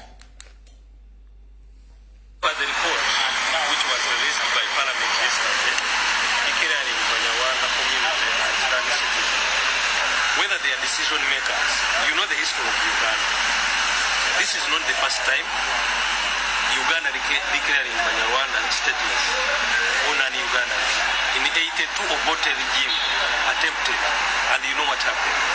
We are very confident and determined to defend our existence in this country as citizens of Uganda. So we advise them actually to act wisely, to throw away that report and support the amendment of Article 10. It is a governance decision. It can only be taken by the president and cabinet. This cannot be produced as a private member's bill. This happened in Congo in 1960. It should happen in Uganda in 2024. this. If what happened in Congo was not disturbed by the subsequent presidents, we would not have wars in Congo. If this is not enacted, I cannot promise that we shall not have wars in Uganda. This can only be a governance decision.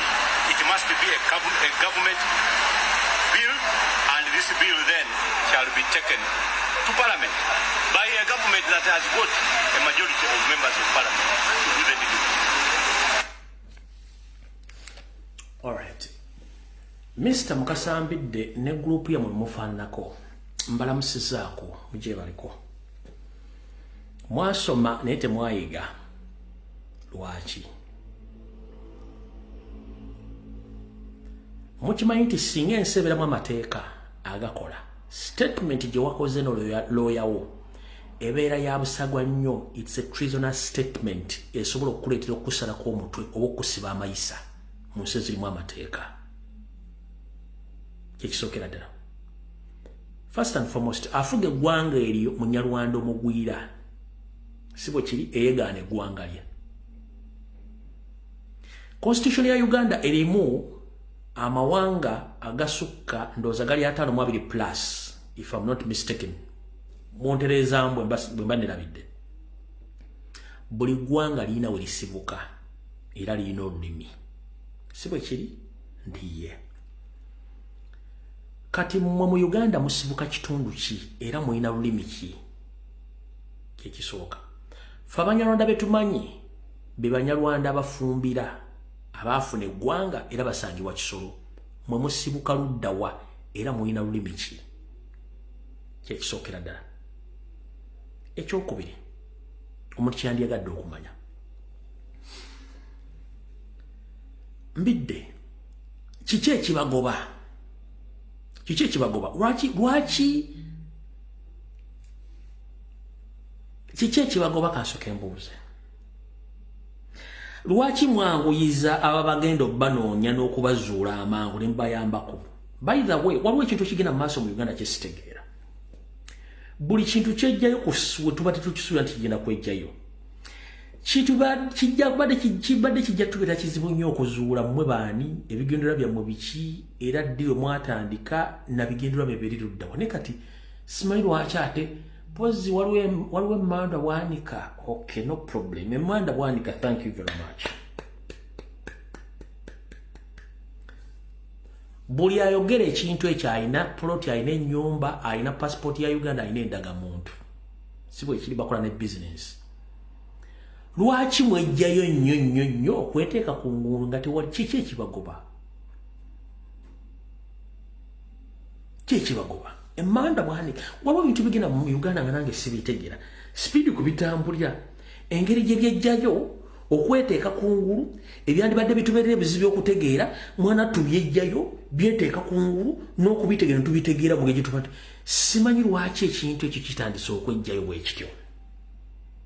Mwe banyumwe bali ddala tuyambako okugusa omulimu ogwo n'okugutegeera. First and foremost, buli nsi erina obwetwaze bwayo kye tuyita sovereignty. Eggwanga Rwanda weeriri lirina ebika by'abantu bisatu. Kuliko Abatwa, Abahutu n'Abatuusi. Si bwe kiri nti ye. Mu Uganda Abanyarwanda bajja ne bakola ne batuuka ne bayingira mu ggwanga Uganda ne ba integrating ekigambo kye bayita ekigambo kiyita integration. They integrated with other tribes, mostly in the central and the western side of the country. So mukulu Mukasambidde bw'obanga Abanyarwanda bava e Rwanda bajja ne beegatta mu Bannayuganda era mu Buganda bawa n'ebika n'amanya, kiki ekirala kye mwagala ennyo? Etteeka lya integration mu Uganda mweriri era likkirizibwa buli muntu okubeera integrated. Waliwo ekika kita intermarriages, omuntu okubanga mwegasse ne muwasangana mu mawanga ag'enjawulo. Tetukirinaako buzibu. Omuntu yandibadde akubuuza mufa ki ennyo?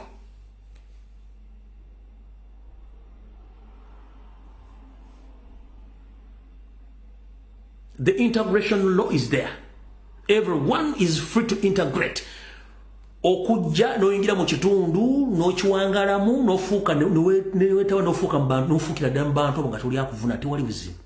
Intermarriage tuwasangana buli omu tewali buzibu. Kati mwe kiki ennyo kye mugoba okusukka kwaga amateeka abiri agaliwo erya intermarriage nerya integration kiki ennyo kye mufa ekyenjawulo kye mwagala.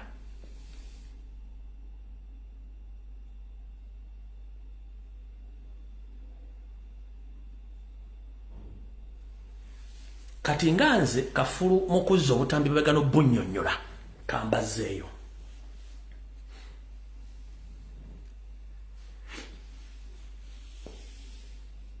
Waliwo kye tuyita premeditated statement. Premeditated statement bye bigambo oba ebikolwa mu mbeera eraga ekinaabeerawo mu maaso ne babikulaga kati oba ne babyogera kati gwe nga tofuddeeyo naye nga bo baakulaga nti kino kye bapulaningira kyekiriwo. Oba kitegeera ekintu ekyo boogera ebigambo bino naye nga babyogera bakulaga nti gwe munaye tosobola bitegeera kyova ffe kyatu tutana kubategeeza bigambo bino. Buli statement ekigambo ekyogerwa abantu bano kimanye nti kirimu existence weekiri lwakuba tekinnatuuka budde kuvaayo kiraba physically nga kikolebwa.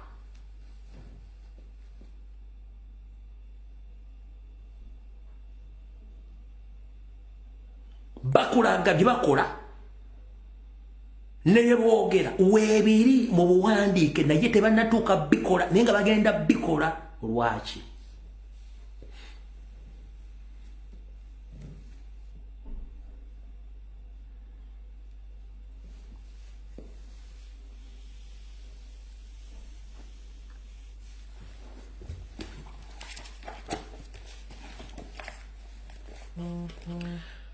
Mu ggwanga ly'abana waliyo abakutu abatwa n'abatuusi gemawanga asatu. Gwogera olulimi olwo teruna kirwawukanamu, olulimi olwo teruna kirwawukanamu. Wawula abantu bano bwe bamigratinga okutambula okugenda mu bitundu ebirala balina ekintu kyebakola kye bayita camouflage. Camouflage kwe kwambala ekintu n'ofaanana n'ekitundu n'embeera kwe kwambala ekintu ne weefuula ekintu ekyo n'okifaanaganira ddala. Katugambe era obeera mu kibira ng'oyambadde engoye enjeru n'ofuna engoye nga za kiragala zifaanana ekitundu ekyo ekyo bayita camouflage n'ofaanana ekitundu. Kati bano mu Rwanda muliyo abakutu abatwa n'abatuusi. Wabula bano ba migrants Abanyarwanda bagenda batambula mu bitundu ebyo batuuka mu bitundu ebirala they camouflage ne beetuuma ekintu ekirala ne bakyayina naye nga basigadde banyina olulimi boogera lwe lumu. E Congo muli Abanyamulenge bano Banyarwanda boogera olulimi lwe lumu Lunyarwanda.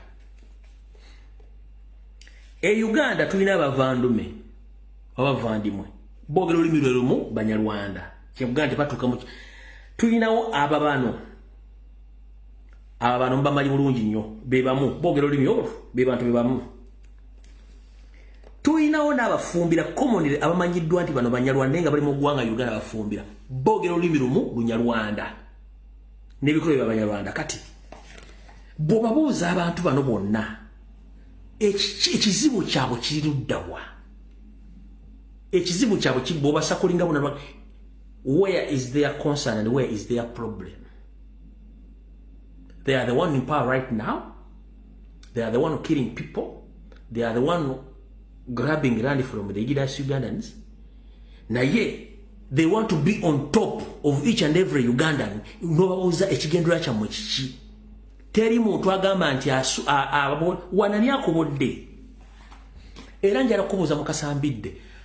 Njagala mudeta video emu nga waliwo abagamba oba minister oba nga bagamba mudde wammwe Rwanda ani tewali. Ne mwe kiki kyemwagala nyensi bategeremu kyemwagala mubeere. kati kiri kye mbagambye nti bakola statement kati munnazitera nti bagenda zikola mumpulirize bulungi nnyo mubadde muwuliranga ekibinja kye bayita M23 eky'abanyarwanda abalwana mu Kongo abaagala okutulako Kongo ne tubaga nti ekibinja kiri mu Uganda era ekibinja ekyo Bugingo y'omu ku ba top commanders Bugingo Pastor Bugingo ku ba top commanders sente ze funding ziva mu Uganda abantu bakola bikolwa by'okukola silent genocide mu Buganda mu Uganda Banyarwanda group eno njagala uza statement zino bi osooka ovuga ebirowoozo byo bizze mabega omala obizze maaso ng'okozesa ekigambo kyetuta premeditated statements nti bano balina kye bapulaninga already nga weekiri naye tekinnavaayo nga balina kye bavuga okwefuula kye batali wulira ono mukasambidde. Briefly, they are right. That is one. By in a right Singapore. So M23 traditionally Banansi ba Congo abogera Olunyarwanda. Bogera Olunyarwanda. So abakongo benyini. Nga wano boyina abanyarwanda. Nabana abanyarwanda bali mu Uganda. Beba M23 abajja singa tebabakwata bulungi.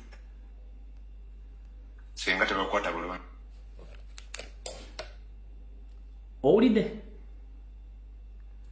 singa tebakwata bulungi mwagala tubaweweete bidde mwagala tubaweweete bugere mwagala tubanune makundi oba tubanune matu nga kimwagala singa tebakwata bulungi njagala za statement eno kanjize bulungi nnyo julie bulungi nnyo.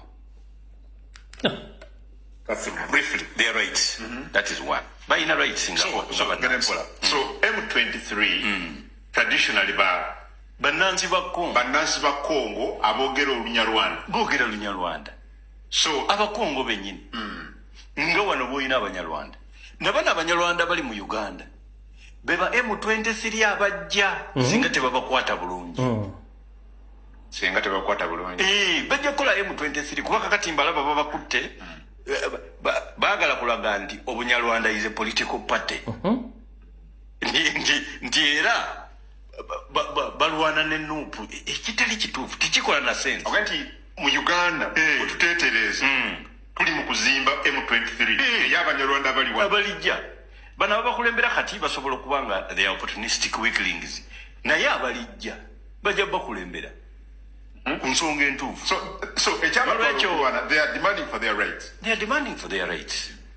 Entitlements.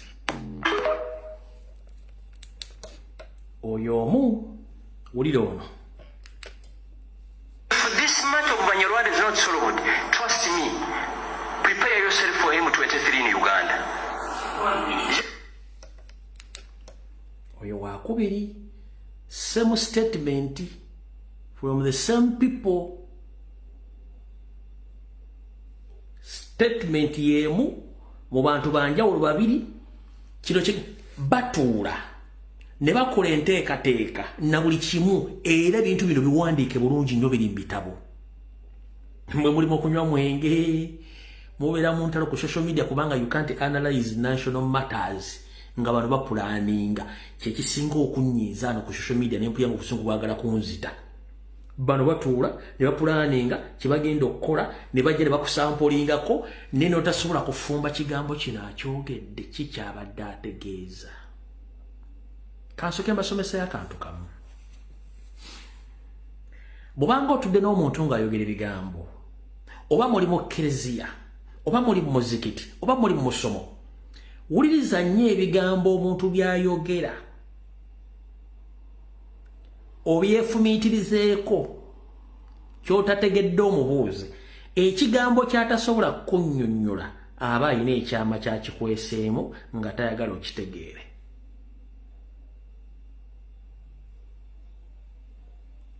Otegedde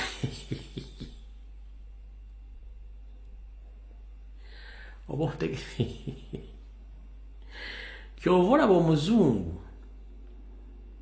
bw'otuuka mu kkooti ebinyusi by'ebigambo bakozesa mu kkooti byongera okutiisa omuvunaanwa n'omuvunaanwa okwekuba ggoolo okwewaayo n'ayewaako obujulizi olw'ebigambo by'abatategeddwa olw'ekinyusi ekiri mu kigambo kye bakozesezza kati n'abantu bano batuula ne boogera ebigambo byabwe kati mmwe ne mutabiwa makulu ne bagamba tetwogedde kasita tukibagambye kati kankabazanyire kano mukawulire bulungi nnyo This matter of Banyarwanda is not solved. Trust me. Prepare yourself for M23 in Uganda. Yes, all options are not ruled out. By the way, if we want us to go back to Rwanda, we should go back. No problem. Akugambye nti if their matters are not solved or handled very well, Uganda Ugandans should prepare themselves for M23, and all options are tabled. All options. Which options?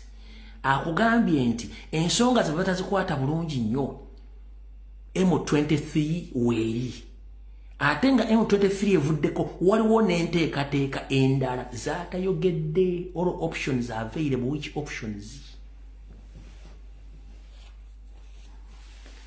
Remember, in 1994, the late Frederick Rejema was instructed not to cause a genocide, to battle a soldier to soldier, not to civilian. He was eliminated. And everyone knows exactly what happened after the assassination of Rejema. It was a genocide. So ono bwakugamba nti all options are there. Tugenda mpola. Kankabaddiremu. If this matter of Banyarwanda is not solved, trust me. Prepare yourself for M23 in Uganda. Yes, all options are not ruled out. By the way, if we want us to go back to Rwanda, we should go back with our land. We should go back with what? With our land. All of us migrated to Uganda. Baganda came from Cameroon, if you don't know. Yes. All right. Mr. Frank Gashumba. Ogambye nti bwemba bagenda bazzayo Rwanda mugenda genda n'ettaka lyammwe. Nze njala kubuuza osobola okutuleetera ekiwandiiko kyonna nga bagenda nti Abanyarwanda baddeyo Rwanda? Tekiriiwo. Era bw'ogamba nti mugenda genda n'ettaka lyammwe, ettaka lyammwe liri ludda wa? Ettaka lyammwe liri ludda wa? Kansooke nkusomesa ebintu bibiri wano. Tulina ebintu bibiri oba bisomako simanyi. Ekisooka bagiyita the migration of Africa. Waliwo nekyo tuyita partition of Africa. Bintu biga bibiri byanjawulo. The migration of Africans gwe muggundu ogwaviirako bakaddugala ku lukalu lwabwe ku kizinga ekya Africa okutambula ng'ente ezaali mu faamu, buli omu ng'atambula waayagala waasanga emirembe waakola ki? Waabeera. Kye bayita the migration of Africans. Ompulya bulungi nnyo Frank Gashumba Kasabuni. Nsoose kunnyonnyola ekyo. Kye tuyita the migration of Africans. Gwe muggundu oba omutambula omudigida Abafirika gwe baatambulanga ku kizinga kye bayita Africa oba continent. Buli omu nga waayagala waabeera. Waawulira emirembe waakola ki? Waatuula. Ekyo kyaliwo. Ne wajjawo kye bayita partition of Africa, okutemaatema mu Africa ng'omuzungu yakikola. Bwe yakikola yali aleese enfuga y'amatwale nga buli muntu gwe yassanga mu kitundu ekyo yateekawo kye tuyita borderline nti gwe Omukameruni eno y'ensi w'okoma, Omumoroko okoma wano, Omusenegal okoma wano, mu South Africa okoma wano, mu Zimbabwe okoma wano, mu Uganda okoma wano, mu Kenya okoma wano, kye bayita partition of Africa baagitemaatema. Naye nga oli yali open nga buli muddugavu atambula nga bw'ayagala. Byebintu bibiri. Kati ekituufu kiriwa ky'obadde otegeeza bannayuganda gwe nga gwe?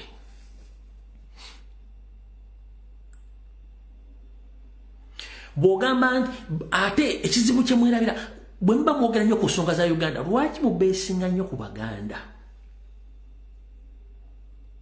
buli lwe mwogera ensonga zammwe mmwe mubeesinga nnyo ku Baganda naye bajjajjammwe bajjira tewaliwo ggwanga ddala mu Uganda ly'abawabuddamu okuggyako Abaganda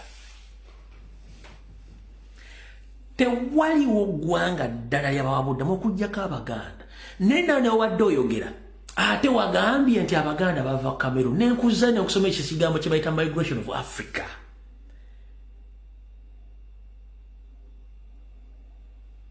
ekyo nato bubanga oyogera mu public wa mu bantu osooka n'okwata ku mutwe gwo gutegeera bulungi omuntu baakuwadde gwa Sheila Gashumba nga yasuze mu bbaala ebintu bibiri oyinza okuba nga ojja okuadressinga Abanyarwanda banno ng'omuntu wazira gwa muwalawo nga yasuze mu bbaala nga anywedde nga yeyambudde nga takyategeera n'ojja oyogera ebigambo mu bantu nga naawe totegeererako ddala mukulu ebiseera ebisinga okwambala amasuuti ng'oli mu ssiru kibi nnyo oba oyo n'ekitiibwa ky'essuuti eyo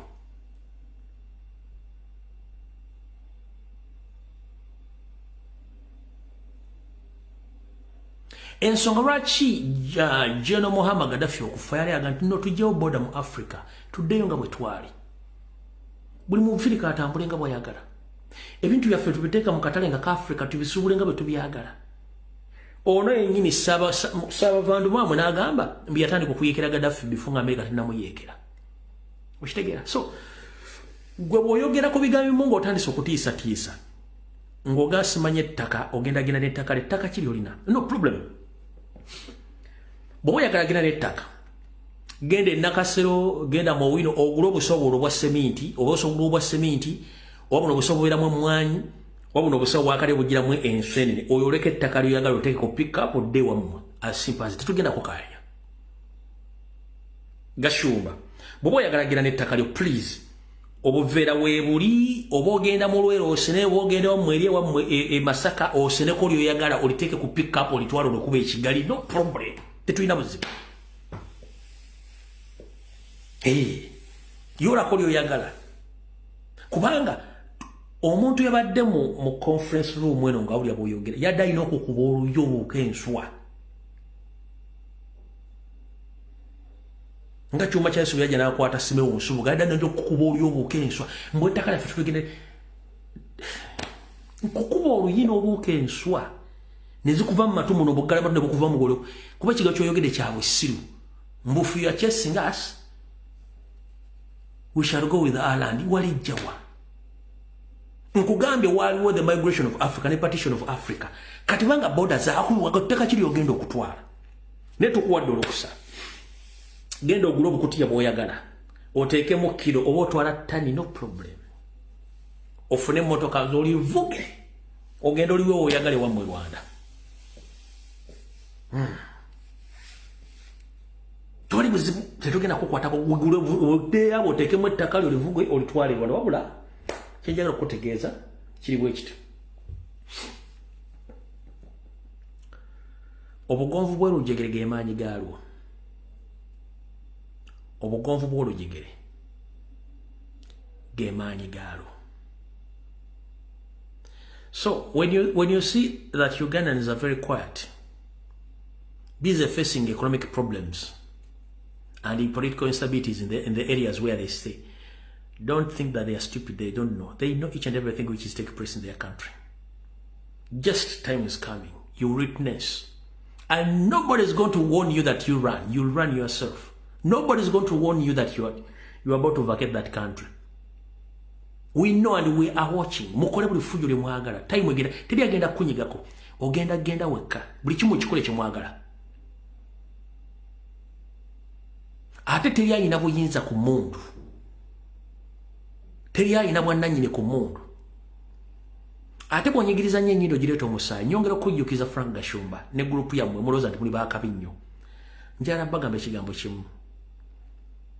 Mutuyambyeko buyambi kumanya ndowooza yammwe na buli kimu nga bwe kiri. Omanya akatali kabba magumba oli osula mu mulyango. Tebajja kubuuza ko ya neighbor yabuze ate byo atubisanze mu lusuku ba magumba no. Tuli banna Uganda abali mu Uganda ekyokola tukimanyi n'abaani abatutawana tubamanyi. So obudde bw'omala ng'okola ebintu by'ekisiru wandibadde obuconcentratingako okulaba nti oyongera ku ggwanga lyo kubanga statement zemukola mu Kasambizde ziri treasonous mbuba mulya mu nsi yammwe lukwe statement zemukola ziri treasonous mba mulya mu nsi yammwe lukwe era singa tubadde mu nsi etegeera nga mulimu amateeka gwe noono olana ekirevu ky'embuzi ennume ekyakyano ono mu Kasambidde mwandibadde muli mu martial court nga basibye treason nga bagenda basalako mitwe ezo statement zemukola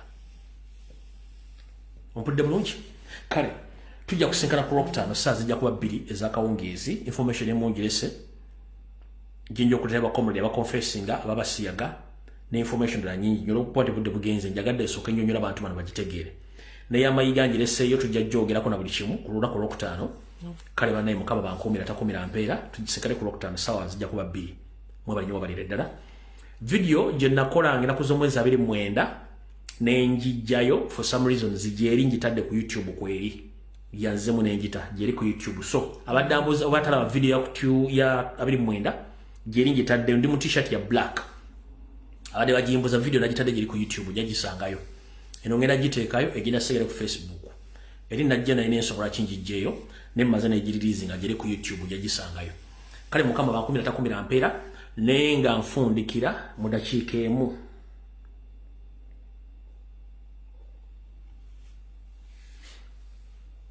buli muntu alina ssente mu banka genda ozijjeyo buli muntu alina ssente mu banka genda ozijjeyo